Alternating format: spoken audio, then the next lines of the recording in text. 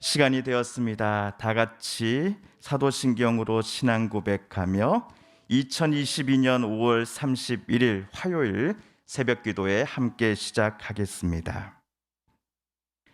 나는 전능하신 아버지 하나님 천지의 창조주를 믿습니다. 나는 그의 유일하신 아들 우리 주 예수 그리스도를 믿습니다. 그는 성령으로 잉태되어 동정녀 마리아에게서 나시고 본디오 빌라도에게 고난을 받아 십자가에 못 박혀 죽으시고 장사된 지 사흘 만에 죽은 자 가운데서 다시 살아나셨으며 하늘에 오르시어 전능하신 아버지 하나님 우편에 앉아 계시다가 거기로부터 살아있는 자와 죽은 자를 심판하러 오십니다. 나는 성령을 믿으며 거룩한 공교회와 성도의 교제와 죄를 용서받는 것과 몸의 부활과 영생을 믿습니다. 아멘. 오늘 아침 우리가 함께 읽을 기록된 하나님 말씀 레위기 제7장 11절에서 21절까지의 말씀입니다.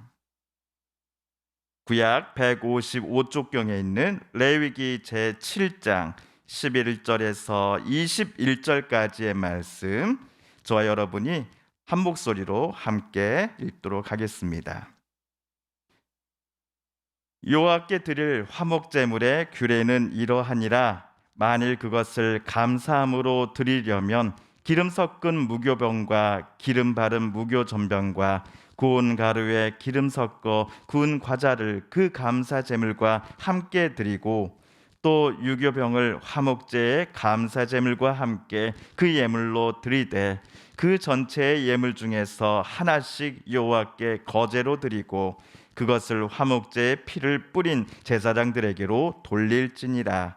감사함으로 드리는 화목제분의 고기는 드리는 그날에 먹을 것이요 조금이라도 이튿날 아침까지 두지 말 것이니라. 그러나 그의 예물의 제물이 서원이나 자원하는 것이면 그 제물을 드린 날에 먹을 것이요 그 남은 것은 이튿날에도 먹되 그 제물의 고기가 셋째 날까지 남았으면 불사를 찌니 만일 그 화목 제물의 고기를 셋째 날에 조금이라도 먹으면 그 제사는 기쁘게 받아들여지지 않을 것이라. 드린 자에게도 예물답게 되지 못하고 도리어 가증한 것이 될 것이며 그것을 먹는 자는 그 죄를 짊어지리라. 그 고기가 부정한 물건에 접촉되었으면 먹지 말고 불사를 것이라. 그 고기는 깨끗한 자만 먹을 것이니 만일 몸이 부정한 자가 여호와께 속한 화목 제물의 고기를 먹으면 그 사람은 자기 백성 중에서 끊어질 것이요 만일 누구든지 부정한 것 곧 사람의 부정이나 부정한 짐승이나 부정하고 가증한 무슨 물건을 만지고 여호와께 속한 화목 제물의 고기를 먹으면 그 사람도 자기 백성 중에서 끊어지리라. 아멘.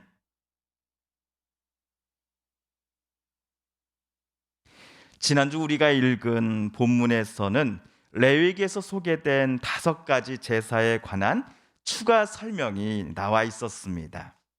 지난주 본문을 번제, 소제, 속건제, 속제제 규정의 부록편이다라고 우리는 불러도 무방할 것 같습니다.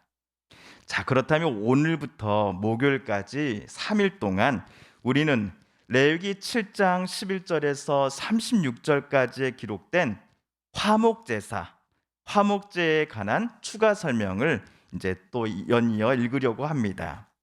여기에 새겨진 하나님의 뜻을 우리가 또한 깨닫기를 원합니다. 자, 우선 화목제사 때 봉헌자가 어떤 제물을 바쳤는지 기억하고 계시는지요?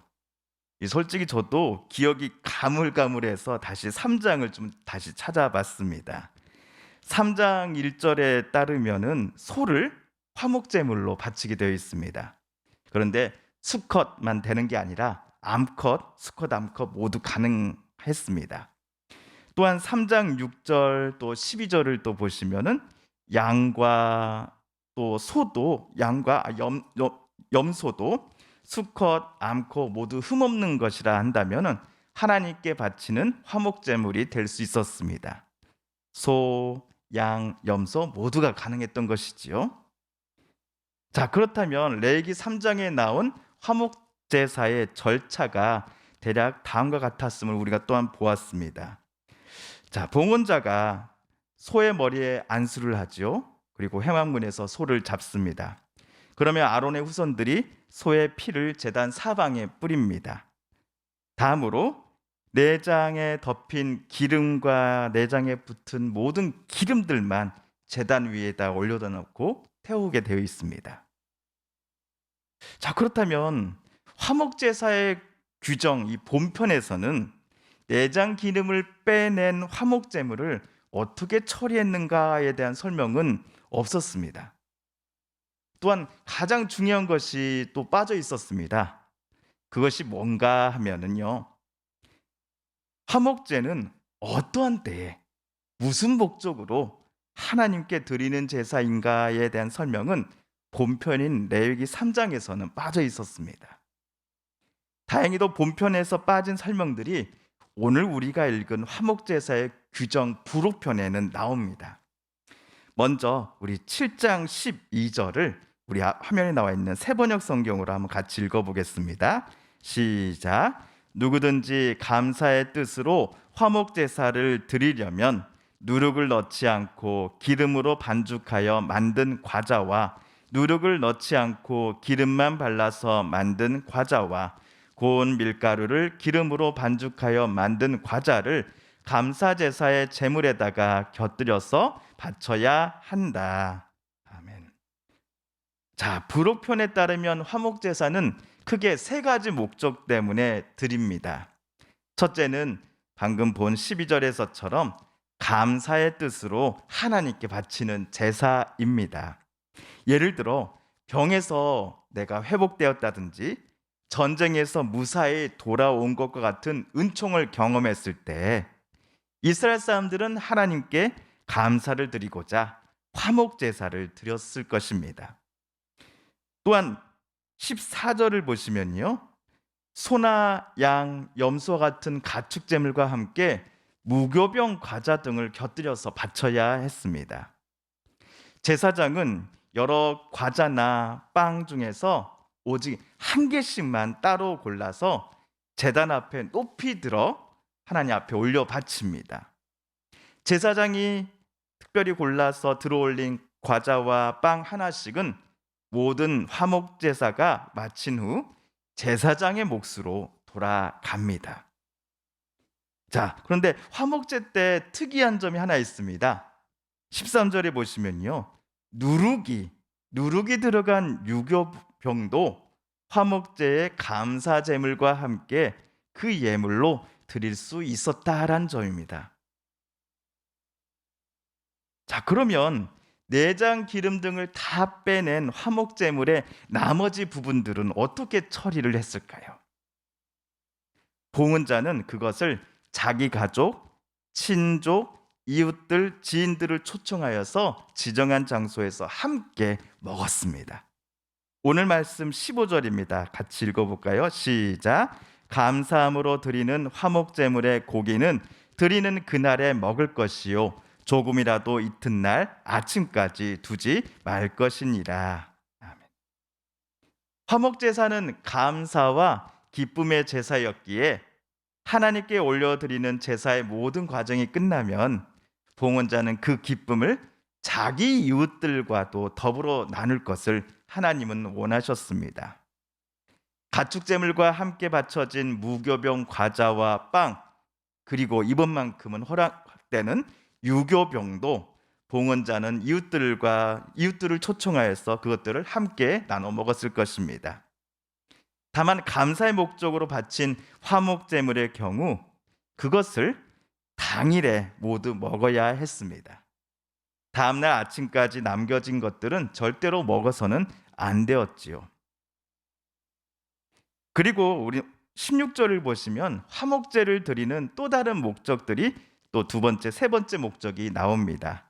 16절은 제가 읽어보겠습니다.